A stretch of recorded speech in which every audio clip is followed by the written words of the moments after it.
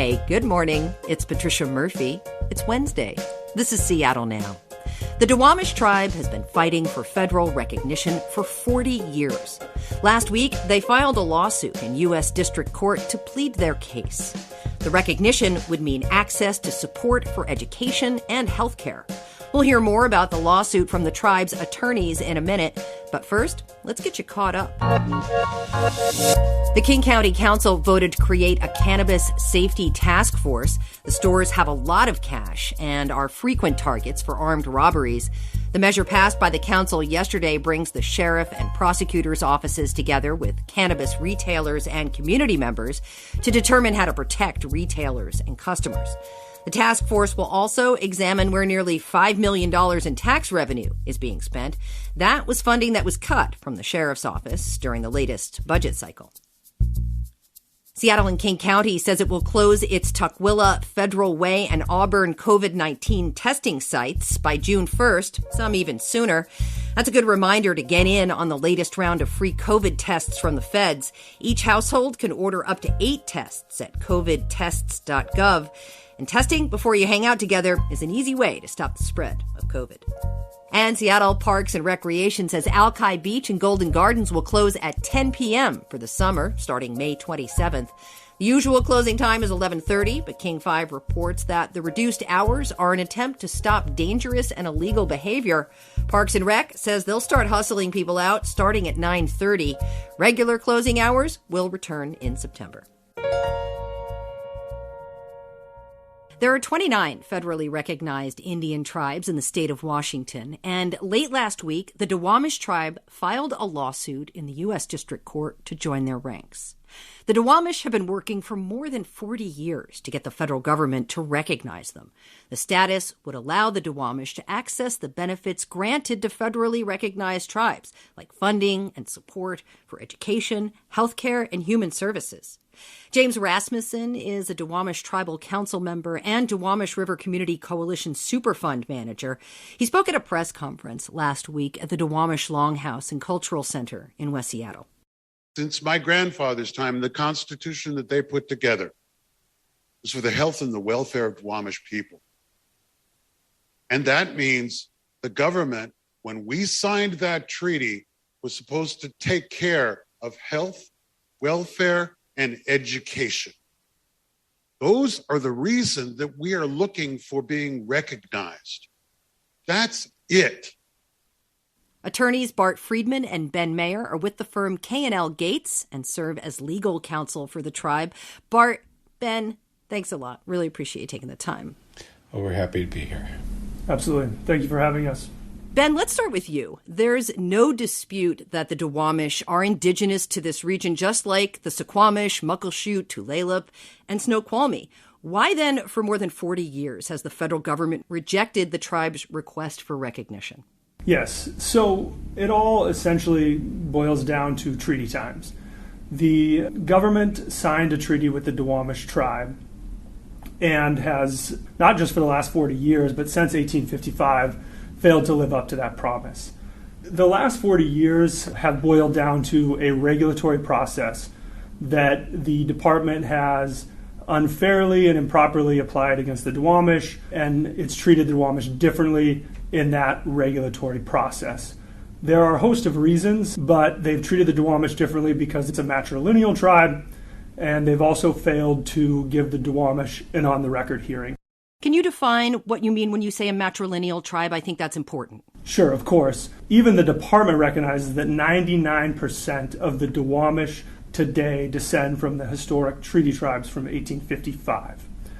The majority of those members are made up of Duwamish women who, in the late 1800s and 1900s, refused to go to remote reservations. Instead, they chose to remain on their indigenous ancestral lands in and around the city of Seattle.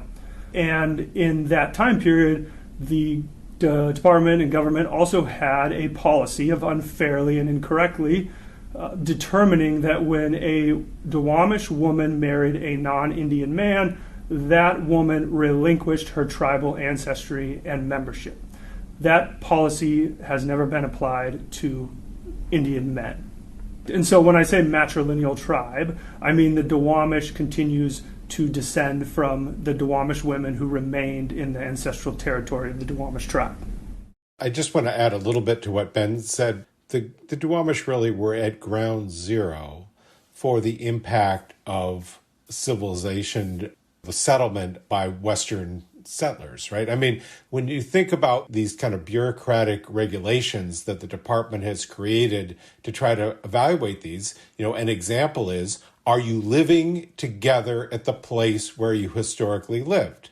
And they say no. There were laws that said if you're a Native American, you can't live in Seattle. When the federal government created the locks, they literally drained the water from the Black River, which was the location of the last Duwamish village. So it's kind of absurd in a sense for the department to say, we, including the explicit actions of the federal government, have made it impossible for you to remain, and yet we're dinging you on these criteria for recognition because you don't have a village in the middle of Seattle. So what I'm hearing you say, Bart, is the Duwamish were not necessarily free to stay in the city, and now this is being used against them ultimately by the federal government to prevent them from getting this tribal recognition. A lot of benefits come with this recognition, like funding for healthcare and education and human services, also protection of cultural resources and land. What would it mean for the tribe to be federally recognized? What would it mean for the 600 members of the Duwamish?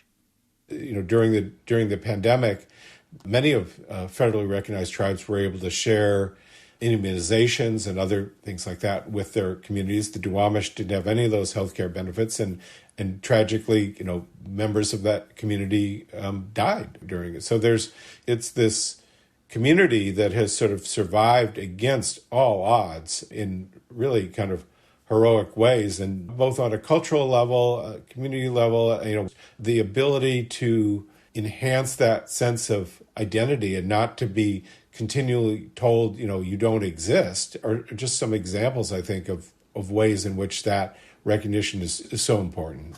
Sure. It's been a long fight for this recognition from the Duwamish, and for the first time in history, a Native American is leading the Department of the Interior. Secretary Deb Haaland is a member of Pueblo of Laguna. What might this mean for the latest attempt? Well, we don't know. We're a long way removed from the department, but obviously we would hope that the fact that the Duwamish are a tribe that is largely descended from a small group of Native American women, that it's been led by a resilient leader, Cecile Hansen, for 45 years. We would hope that would have some traction, but that's a conversation that we're not part of. But, the city of Seattle is such a progressive place. It's so aware of injustice, and yet we walk the streets that literally where the tribe was forced out of, as Ken Workman, a member of the Duwamish, says, in an absolute scientific sense, the DNA of the Duwamish people is in the trees of Seattle, and yet we don't recognize the profound injustice that this tribe that was just forced out, burned out, drained out of the city of Seattle doesn't have this basic criteria of recognition. Ben, the federal government's refusal to recognize the Duwamish is supported by several tribes in the region. This is a very complicated issue. Who's been vocal about the pursuit for federal recognition? Who's against it, and why? There have been various tribes. They're very clearly involved in the prior litigation, and that's the Muckleshoot and Tulalip. And I'm not going to speak on their behalf or say why they're opposed. In many ways, that's cultural. I would just say that the tribe has been very clear that this is not a fight with those tribes. They're brothers and sisters, and they want this to be a collective uplifting for everyone and not having continual fights against other tribes. Okay, sure. And let's note here the Muckleshoots have been very public about their position. They claim the vast majority of Duwamish descendants are members of other tribes, including the Muckleshoot, Puyallup, Tulalip, Suquamish, and Lummi tribes. And the Muckleshoot point to a 1970 U.S. Supreme Court decision to recognize their tribe as political successor to the Duwamish. And the tribe has also taken out radio underwriting on KUOW to voice its opinion about the Duwamish tribe. Full disclosure. I'm curious what you see as the possible outcomes for this case and when you expect a ruling.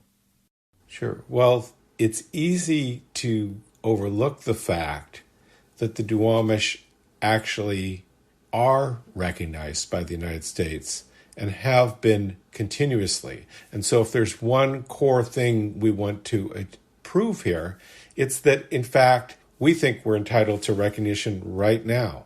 And the reason is this. In 1855, as we all know, the Treaty of Point Elliott was negotiated. In 1859, the Congress of the United States ratified that treaty. That is a government-to-government agreement between the Duwamish and the United States.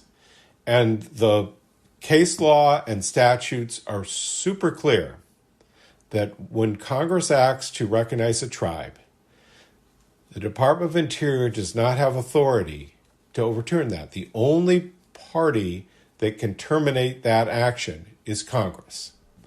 We're going to ask the court to recognize that. We're hoping for a positive result, and we're hoping for one sooner rather than later.